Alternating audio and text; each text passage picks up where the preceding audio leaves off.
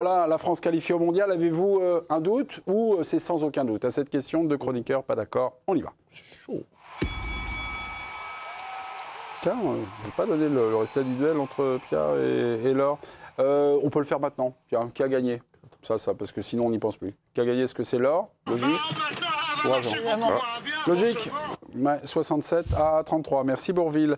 Un doute, il y a un doute pour Régis Testelin, sans aucun doute. Non, ils vont se qualifier. Nicolas Villas. Ouais. Nicolas, on y va. Ouais.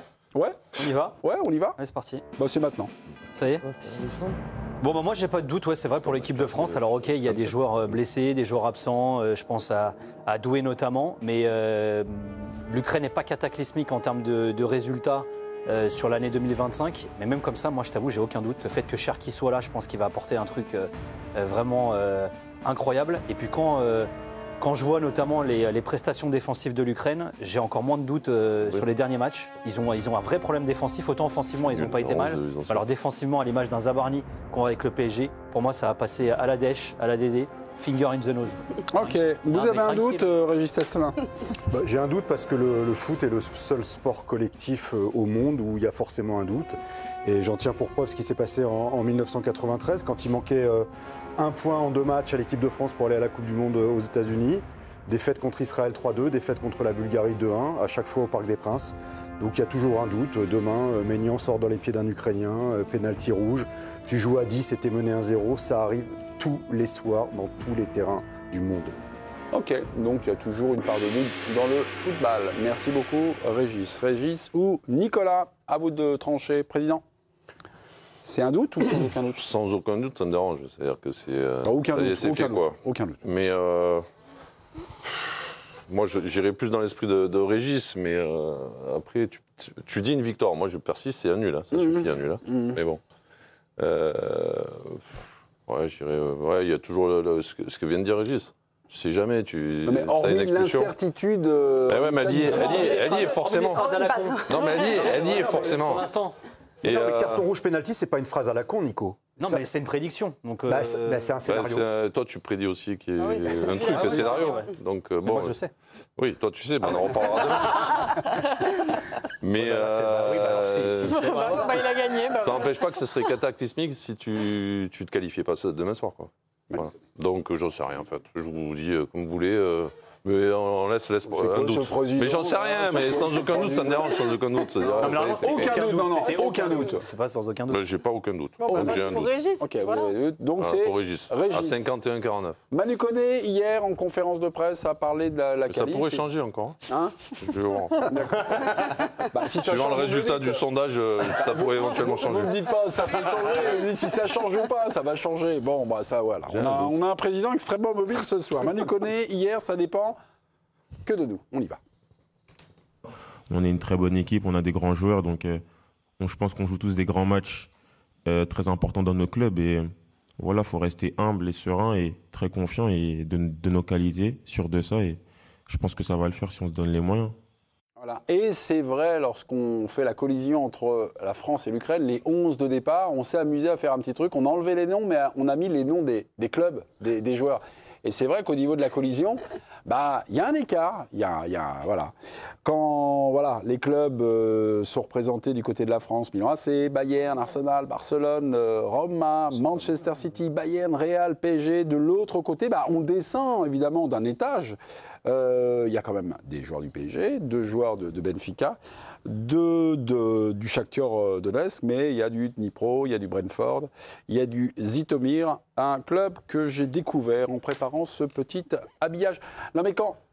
Non, mais voilà, tu vas dire que je suis obsessionnel, mais quand on perd contre Israël en 93, il n'y a pas des joueurs de l'AS Rome, etc. dans l'équipe d'Israël. Ouais. Et l'équipe de France, c'est Bernard Lama, c'est Emmanuel Petit, Laurent Blanc, Cantona, Ginola, Papin, Sauzé, Deschamps. C'est pas moins fort que ce qu'on a en magasin aujourd'hui. L'écart est pas... Non mais moi je me dis, je suis rentré dans la logique de Manu Koné. Il se dit quoi? Il a dit, on joue dans les grands clubs, on a l'habitude de jouer les grands matchs. Voilà. Non mais... Est-ce qu'il regarde aussi en face le CV, les noms des clubs? On se dit, c'est pas terrible. Est-ce qu'il se prépare aussi un peu comme ça, les gars? Voilà. Est-ce que le niveau de vigilance n'est pas extrêmement titillé? Ça peut jouer en leur défaveur aussi, d'être tous dans des grands clubs, parce qu'ils sont juste rincés, en fait. Donc ils peuvent, ça peut aussi être. Quand ils arrivent en sélection, ils sont tout le temps fatigués. Non, mais ils ne sont pas tous rincés. Mais certains sont rincés. C'est important ça. Koundé, Barcola, ils sont. Chaque fois qu'ils sont pas bons, on dit qu'ils sont fatigués en fait. Koundé, Barcola, en ce moment, ils sont cuits durs. Il y en a d'autres qui sont bons. motivation, voilà, ils ont peut-être moins la dalle qu'un mec qui joue à Trabzonspor et pour qui c'est un match, très important. Je sais pas. Hein. Ouais. N'oublions pas qu'ils ont mené 1-0 quand même à l'aller. Non, l'Ukraine. Moi, je suis d'accord avec Régis. Dans le foot, il y a toujours un doute. C'est pour ça qu'on aime le foot. Donc évidemment qu'il y a un doute. Oui, non, mais ça, c'est l'incertitude en fait, le truc, c'est que du sport. C'est pas la qualification qui se joue demain, c'est la qualification en avance. Donc si on perd demain, on va pas rater le mondial. Non. C'est pas dit, parce que tu reviens avec Zeko quand même. On va en détente quand même. Tu reviens avec Zeko avec l'Ukraine, si tu perds demain. Ah ouais. Je pense, non? Oui, c'est ça, ils sont 0. Cette 10, tu reviens les 2 à 10. 3 points d'écart entre l'Ukraine. Tu reviens les 2 à 10, après c'est quoi? C'est le goal average direct? Parce que ça change goal average direct. Général. Goal average général, pardonnez-moi. Ah, donc là, t'en avances. Goal average général, voilà. Plus 6, plus 1, donc ça compte même peut-être un point supplémentaire. Non, je disais, si certains sont en forme, on a Olysée, on a Mbappé, on a Upamecano qui sont vraiment en forme. Il y en a d'autres, Barcola, Koundé, c'est pas... Voilà. Mais tu ne le vois pas rincer, eux. Barcola, tu le vois rincer? Tu le vois pas, manque de confiance, tout ça, mais pas rincer. Il n'est pas en réussite. Il n'est pas en réussite. Non, même lui, il n'est pas bien. Lui, il dit qu'il n'est pas très bien en ce moment. Physiquement? Ouais, même physiquement, il dit qu'il n'est pas bien. Koundé, pareil. Koundé, il n'est pas à 100%. Mais alors, du coup, peut-être que dans ce match-là, pourquoi on ne met pas des joueurs qui sont ce sera peut-être le cas, en confiance? En tout cas, ce n'est pas ce qui est annoncé dans la compo de départ, mais il y a des joueurs qui sont peut-être moins rincés que lui, et ce qui est assez logique par rapport à la saison qu'ils ont vécue l'année dernière. Mais c'est vrai qu'il y a des joueurs qui sont un petit peu moins performants. C'est le cas aussi de Koundé, qui en plus disait qu'il entretenait aussi beaucoup d'entraînement individuel, qu'il peut-être l'avait aussi mis en difficulté. Il a été blessé dans la phase de préparation, ce qui est aussi forcément préjudiciable pour une saison quand on ne fait pas la préparation dans des bonnes conditions. Donc, mais après... moi, en tout cas, je suis assez confiante sur le match de l'équipe de France parce qu'il y a quand même des joueurs qui sont quand même en... Mais t'as pas trop le choix alors dans la composition de l'équipe quand même, parce que déjà Koundé, entre Koundé et Malo Gusto, il y a quand même un gouffre quand même, donc Koundé est bien supérieur. Un joueur comme Barcola, Doué n'est pas là, Dembélé ça dépend ce que tu attends. Mais ça dépend ce que tu veux faire, parce que si tu veux un mec pour défendre, oui, mais si tu veux un gars... Enfin, moi, Malo Gusto, je trouve qu'il fait une saison de dingue. Après, c'est pas le même style de joueur, mais... C'est quand même un match en qualification directe pour la Coupe du Monde. T'es quand même obligé de mettre ce qu'il y a de mieux, de plus fort. T'as un mec qui a un vrai latéral droit face à un gars qui a été repositionné à ce poste-là. Enfin, moi, perso, pour moi, il y a un match. Régis, en fait, vous dites, t'as intérêt à mettre le mec le mieux, mais le mieux en ce moment, moi, Koundé, en ce moment, il me convainc pas. Lui aussi, d'ailleurs. Koundé a plus d'habitude dans l'équipe, il a plus d'habitude de défendre. Il y a plus de références, mais la forme du moment, elle n'est pas... Il a plus de références à l'équipe. En ce moment, mettre le mot défense et Barça à côté, en ce moment, le mot en Espagne, c'est kamikaze. C'est téméraire. Non, kamikaze, c'est le mot qu'ils emploient tout le temps. Là. Cette semaine, les Bleus ont juste récupéré. Voilà. C'est quoi la semaine des Bleus? Alors, c'est toutes les sélections, ça devient n'importe quoi. Non, mais là, cette semaine, c'était bien. Une mise en place ce soir. Anatolie en public hier, petit match et tout ça. Chasuble, le rouge, les oranges et tout ça. Vous connaissez ça? Et puis là, on est lundi. Il y avait un entraînement, il a été annulé. Les joueurs avaient joué la veille, donc ils ont fait un petit footing. Ça a démarré ici. Ah ouais. Et puis, ça a fini dans les bois de Clairefontaine.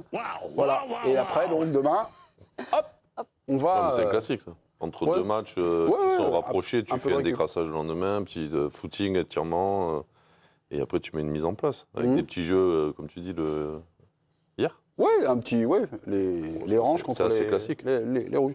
Vu depuis septembre, parce que ce match, il est qualificatif, mais depuis septembre, on n'a pas vu grand-chose dans l'animation offensive. Ça nous tient à cœur à chaque fois, à chaque débrief. On montre ces fameuses images. Le dernier match, c'était contre l'Islande. Si vous avez envie de vous endormir, chers téléspectateurs, ne regardez pas ces images. Ça peut être violent. Vous pouvez prendre un coup de buis comme ça. Vous allez voir le ballon tourner. Donc on arrive sur un match qualificatif. Il y a l'Azerbaïdjan après, mais demain, donc, si c'est une victoire, c'est directement la qualif. Les gars, récupèrent, sont pas tout à fait en forme, estiment que, vu leur niveau général, ils doivent y aller, donc le niveau de vigilance n'est pas extraordinaire. Et puis, on est aussi dans un collectif qui gagne, mais qui patine, qui ne convainc pas. Voilà pour les... Oui, qui rend... C'est terreur sur les Bleus, là, le scénario que tu nous fais, là. Non, mais c'est pour ça qu'il y a un doute. Parce que j'ai des arguments, alors, si des vrais arguments sur le doute, vous voyez. Moi, c'est pour ça que je dis qu'il y a un doute, parce que si physiquement, alors ils disent qu'ils ne sont pas très bien, pour moi, la force de cette équipe, c'est l'impact physique. Quand ils arrivent à amener cet impact physique face à l'adversaire, là, après, il y a les individualités qui s'expriment. Donc, s'ils n'ont pas ça, c'est pour ça que moi je dis qu'il y a un petit doute. Après, Pour moi, le truc qui peut faire que ça peut être moins chiant, par exemple, que face à l'Islande, c'est que l'Ukraine est obligée de gagner pour revenir à hauteur de la France. C'est-à-dire que l'Ukraine ne va pas faire non, mais va pas partir à l'abordage. Je pense pas mettre bloc bas, que tu manques d'espace, que tu sois obligé parce que c'est ça, en fait, le côté aussi un peu redondant des matchs de l'équipe de France, c'est que parfois, on a une équipe qui joue en bloc bas, on a aussi des joueurs qui aiment bien avoir certains espaces, comme par exemple Barcola, et c'est vrai que ça devient un peu redondant pour regarder le match, parce que tu es obligé d'essayer de contourner le bloc. Et c'est peut-être là où, justement, le choix de joueurs des fois un peu plus techniques, plutôt que de privilégier la vitesse, est intéressant.